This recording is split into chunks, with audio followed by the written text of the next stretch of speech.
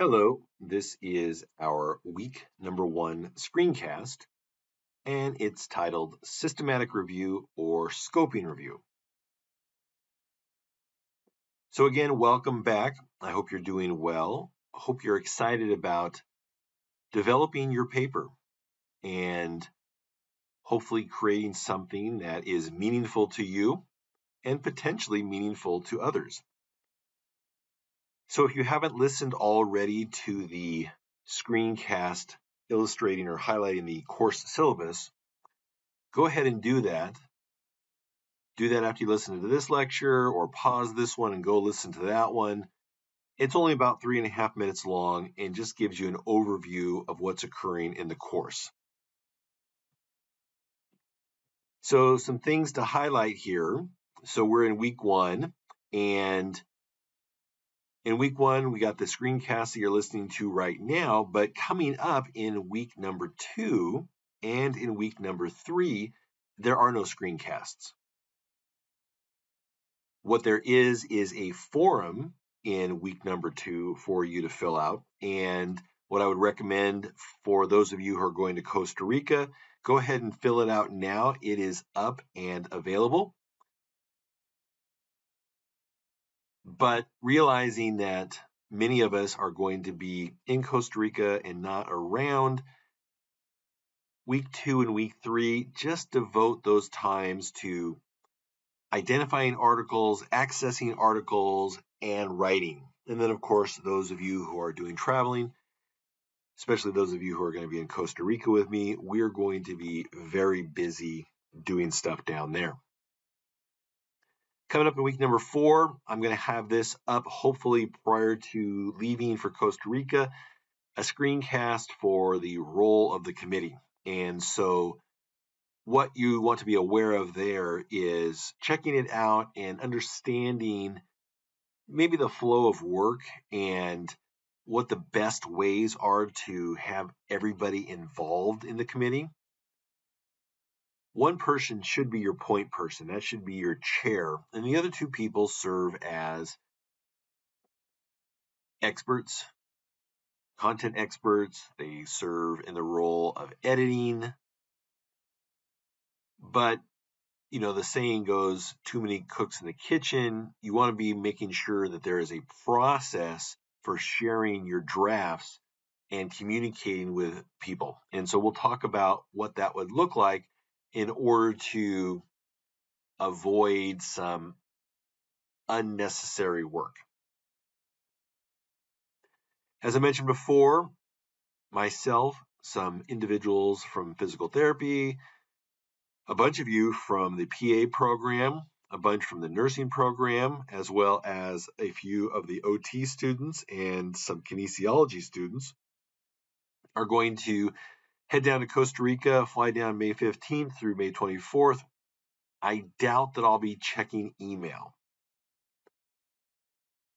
One, email can be challenging a little bit, but on top of that, we are really, really busy with some long clinical days. And so feel free to reach out, but know that I may not be able to respond quickly, if at all. So far, ARP 1, you've identified a clinical question, you've collected articles and started to analyze and critique the literature, and you've identified committee members. And I know some of you are still working on that magic number 3.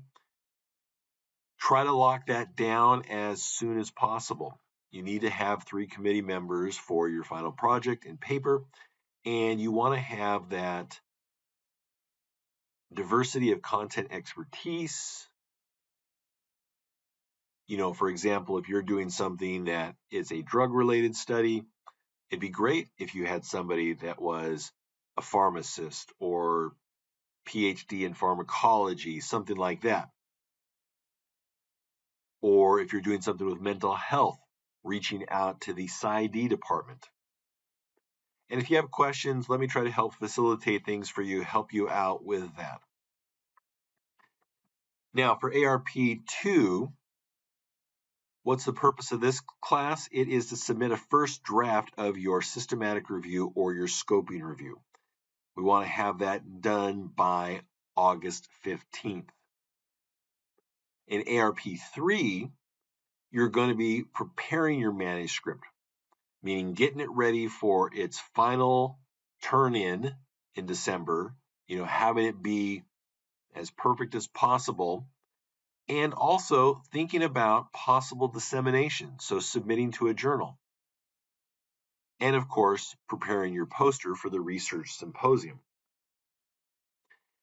Now, I mentioned previously possibly disseminating your paper. That should be something that, that you should do. I really recommend it. And here is Rachel Surridge from the cohort previously. Her scoping review looked at the use of virtual reality technology to improve gait and balance in patients with Parkinson's disease.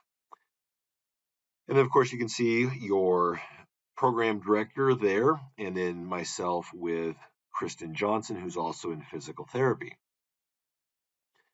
Currently have 4 other papers from Rachel's cohort that are currently under review. Actually, it's 3 papers. And I've talked to other people about doing that too. I think sometimes people have this hesitancy, like, I don't know if anybody would care about this. But the reality is, you're not an N of 1. If it was interesting enough for you to do a lot of work on, it's bound to be interesting to somebody else. So you're putting in the hard work. And again, like I said before, if it's interesting to you, it's bound to be interesting to at least one more person. Now, what is the benefit for you to publish? And like I said, we've got 1 published. We have 3 others or 4 others in review. And ideally, what I would love to do is, if you were interested in publishing, help you in that process and do it while the momentum is there. And what I mean by the momentum, in December, you're wrapping things up, things are looking good. Just get it done. Just get it done and see what happens. Now, what are the benefits again? You're contributing to the knowledge base of your profession. That's really valuable. You're identifying yourself as an expert in that area. It may be something on your CV that helps future employment. Maybe it helps with getting into that practice you want to get into because you've done something that shows expertise in an area that's really valuable. Or maybe you want to do some part-time or full-time teaching in the future. Long term, again, you never know what type of clinical or academic setting that you'll find yourself in. And so, who knows? What are the benefits for your committee? You heard the term publish or perish. Now, George Fox is not that type of institution. You might think about like at a University of Oregon or an Oregon State University, where faculty members have certain criteria, certain things that they have to disseminate, scholarly work that has to be done. We have scholarship requirements, but they aren't as intense as you might find at a University of Oregon. But there is benefits to your committee members. And part of the advancement and promotion process in a university is the dissemination of scholarship. And so by you submitting, you're helping your PA faculty members, you're helping people that might be in PsyD that are helping you out. So whomever is contributing to the process, it is beneficial for them too. Now, which format to choose? Do you do a systematic review or do you do a scoping review? And that is what this lecture and the materials that are posted online, that's what this week is all about. Now, I think most of you are leaning towards the scoping review. And probably in a lot of cases, from the things I've talked to you about, that that's the best idea. Where does a review article fit on the hierarchy of scientific evidence? Well, a systematic review and meta-analyses, that is at the highest level there, the top of the pyramid. Where does a scoping review fit? It's hard to say because scoping reviews don't necessarily have the quantitative component of a meta-analysis. And scoping reviews can sometimes not focus on one thing only. And so what do I mean by that? One of the scoping reviews that was done last year was looking at the use of lavender as a complementary treatment for people with mental health care conditions presenting to primary care. And so lavender supplementation would be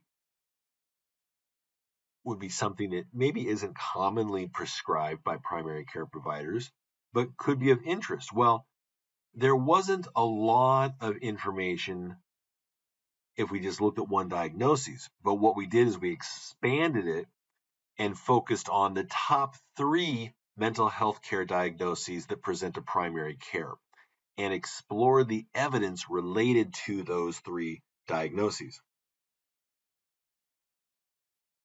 So let's talk systematic review first. The systematic reviews involve a detailed and comprehensive plan and search strategy derived a priori, so beforehand, with the goal of reducing bias by identifying, appraising, and synthesizing all relevant studies on a particular topic. A systematic review attempts to gather all available empirical research by using clearly defined systematic methods to obtain answers to a specific question. A meta-analysis is the statistical process of analyzing and combining results from similar studies. So, which one do you choose? Do you choose the systematic review or the scoping review? Now, we'll talk about the differences coming up here a little bit more, but again, that decision is left to you and your committee, and I'm happy if you have difficulty figuring out which one to talk to you about it and explore that.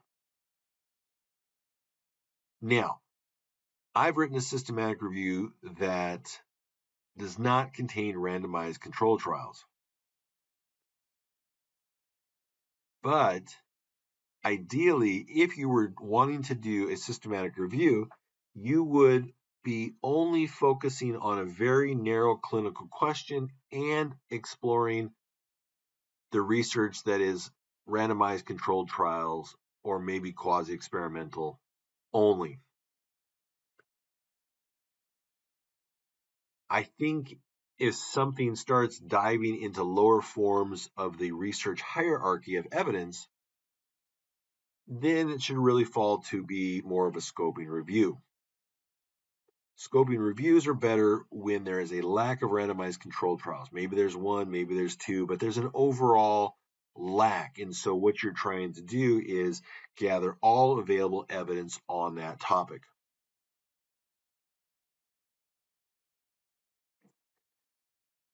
Kahn et al., 5 steps to conducting a systematic review.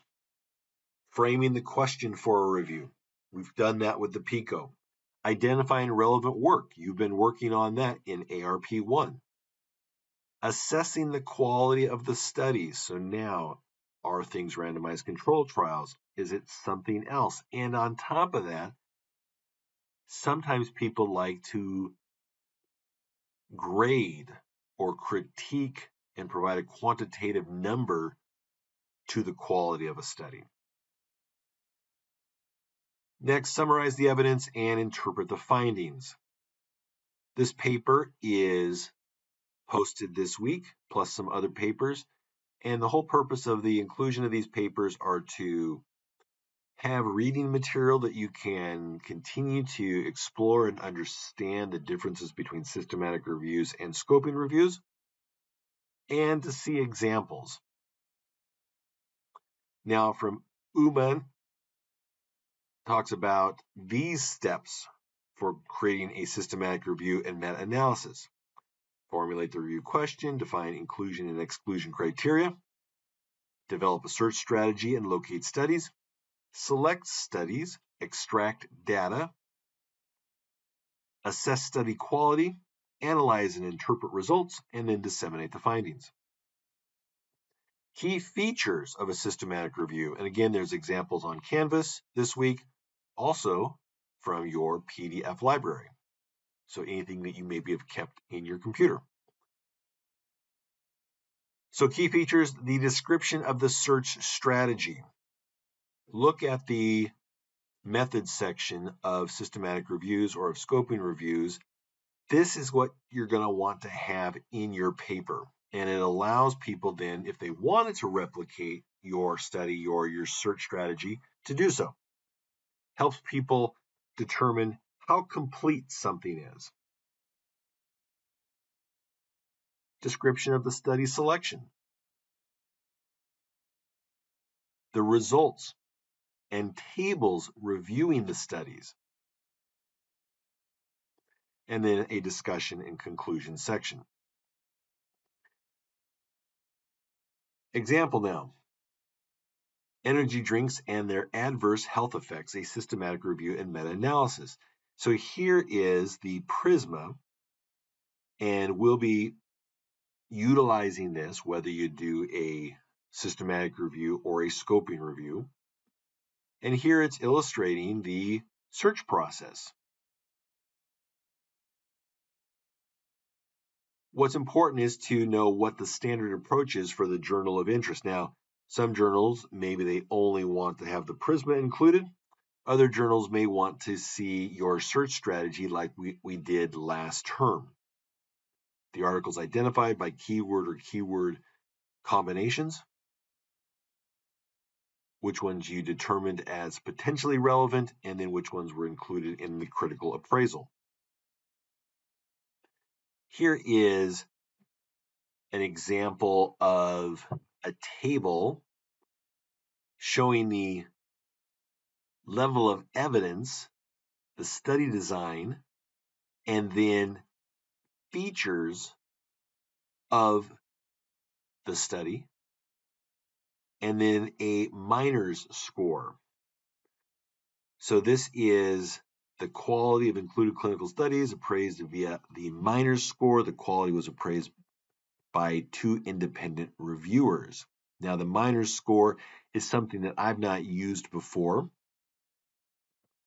but if a journal that you have an interest in submitting to has requirements, then that would be important to check out and potentially include.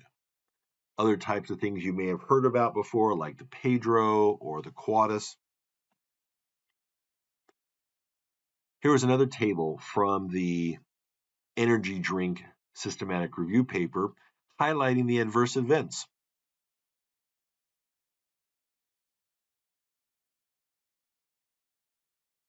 And then here is the meta-analysis. The meta-analysis is that statistical combination of the results of multiple studies addressing a similar research question. And so what this does is it looks at all of the studies, computes an effect size across all of the studies. Not a requirement for your systematic review. It's something that could be done if you wanted to do a systematic review and if there was data to do it, we could figure that out. It would definitely elevate your project. Here was a systematic review that I co-authored, and what you can see in the particular table here from the journal Sports Health, they're asking for the study design and the levels of evidence. So that's a way that we're able to describe things based upon the Centers for Evidence-Based Medicine. Again, this was a systematic review. Looking back, it probably would have been better as a scoping review just because of the type of studies that were included. But it also highlights that some journals may not be very stringent on their definition of what a systematic review is or what types of studies are included in a systematic review. So as long as your question and your search strategy and all of that stuff was defined ahead of time. And how do you know it's defined ahead of time? Is you're going to do a registration online of your project. Sometimes in a systematic review, the conclusions are descriptive in nature. Sometimes there will be the sort statements. Sports Health will do this, where they've got the strength of recommendation taxonomy, and A, B, or C is given to a particular clinical recommendation based upon the availability of evidence. And then, of course, in the systematic review conclusions, you might highlight again some of the information from the meta-analysis. So in the meta-analysis, that's reported in the results section, but it is going to be highlighted again in the conclusion. We'll talk about registering our systematic reviews or our scoping reviews in the coming weeks. Your systematic review can be registered with Prisma. It can be registered with Prospero. It can be registered with the Open Science Framework. Probably if you're doing a systematic review, we'd want to do Prospero. I see that one used more often.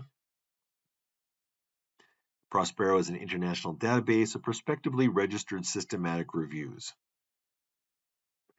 And what's potentially good about it is you can see if somebody else has registered something in the immediate past, because that might influence whether or not you want to do a particular systematic review. Now, for our class purposes, if you found like somebody registered a systematic review in 2024, if it hasn't come out yet, etc., that doesn't prevent you from doing your own systematic review on the topic. It just might be harder to publish it. Might be.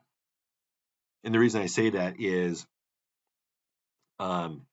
one of the papers that is under review right now, a similar systematic review was published like a year or two ago, and I had to spend some time writing the editors and saying why our paper is different than their paper, etc. So it's just kind of an interesting little challenge. That's all.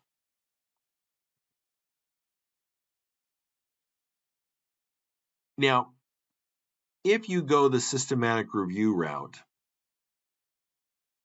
do you have 10 plus randomized control trials? Do you even have 8 plus randomized control trials? Knock that down to 8 there. Let me make a little edit here. Do you have 8 plus randomized control trials? Basically, if you've got a lot of randomized control trials, you might have enough stuff there to really make something meaningful and interesting. But if you don't have that many, then you probably want to go the scoping review route.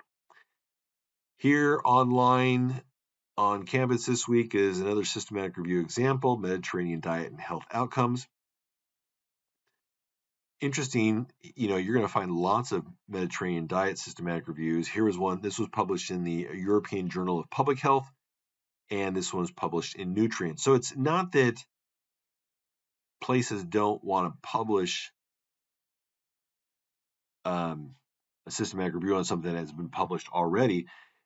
Things need to be updated, right? People might have different bents on things. I saw one time a systematic review that looked at the value of massage for chronic low back pain, and it was given a recommendation that it could be beneficial in the short term, etc. And then 3 years later, another systematic review came out that said it should not be used. It's not going to be beneficial at reducing pain. So it is important to update things. Let's talk scoping review. This Munn et al. Article is online. It's a nice way to review the differences between a systematic review and a scoping review. Indications. Scoping reviews are an ideal tool to determine the scope or coverage of a body of literature on a given topic and give clear indication of the volume of literature and studies available as well as an overview of its focus. Scoping reviews are useful for examining emerging evidence when it is still unclear what other more specific questions can be posed and valuably addressed by a more precise systematic review. So, over there, reasons why you should write a scoping review. Again, to identify the types of available evidence in a given field, to clarify key concepts, to examine how research is conducted on a certain topic, to identify key characteristics or factors related to a concept as a precursor to a systematic review, and to identify and analyze knowledge gaps.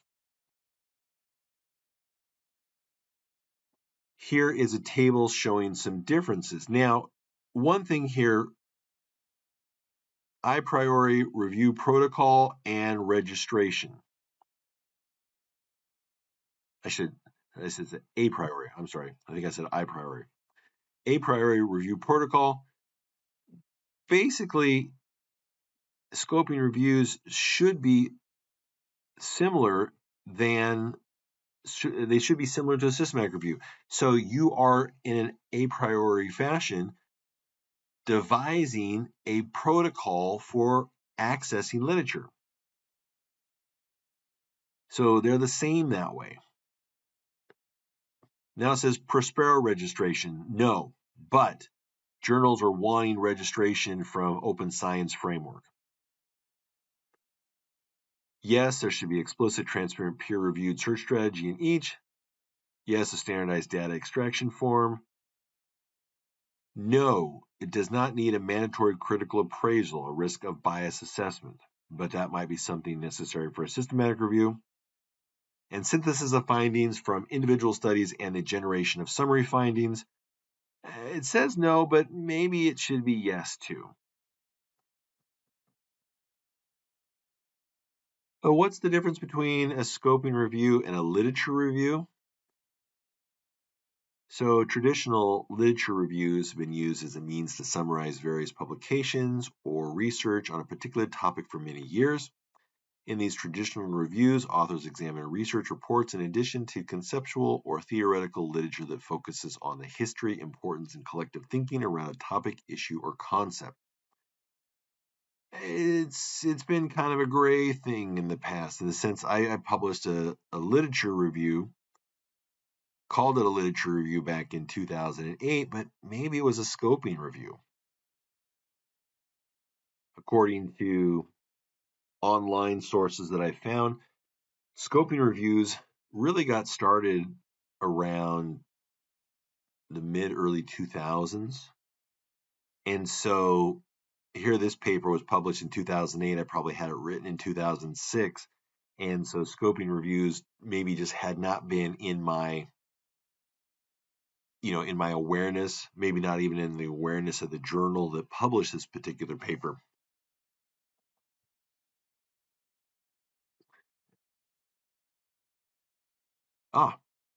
Forgot this slide was here. Early 2000s, 2005. You'll find this article online in this week's module, Use of Antidepressants Among Patients Diagnosed with Depression, a Scoping Review. So again, another example. And as you go through things, again, look at the methods sections. By looking at other people, that can help inform or guide how you write things. There is a process, there is a similarity between papers. And so utilize that. See how people construct things, and that can help guide how you write your sections. Here's that Prisma again. Here's examples of tables that you're going to find. You got to study what the objective is, the methodological review, major findings. As you look at a variety of different studies, you'll see different tables. How do you want to create your tables? What is the data you want to extract? You're going to be talking about some of the stuff in the results. Now the results here, very, very limited. We're going to want to write more in our results section. For example, in Rachel's paper, she had some significant text. And so looking at balance outcomes and then exploring aspects and trying to kind of summarize things together.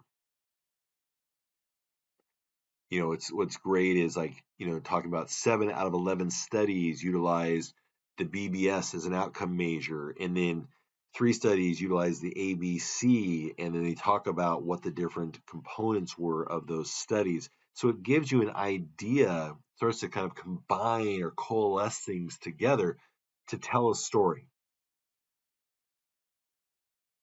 So your results section will definitely be longer than the results section here.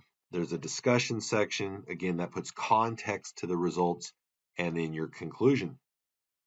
All right, that is the end of this week's screencast. There are several paper examples for you to start exploring, not needing to read them for knowing the content, but just explore the flow of things. There are a couple papers in there that do compare or contrast systematic reviews or scoping reviews, because if you're not sure where you need to be, those can help you out with that. Of course, I can talk to you about that too. And then finally, the week 2 forum is up and available for you to post on now.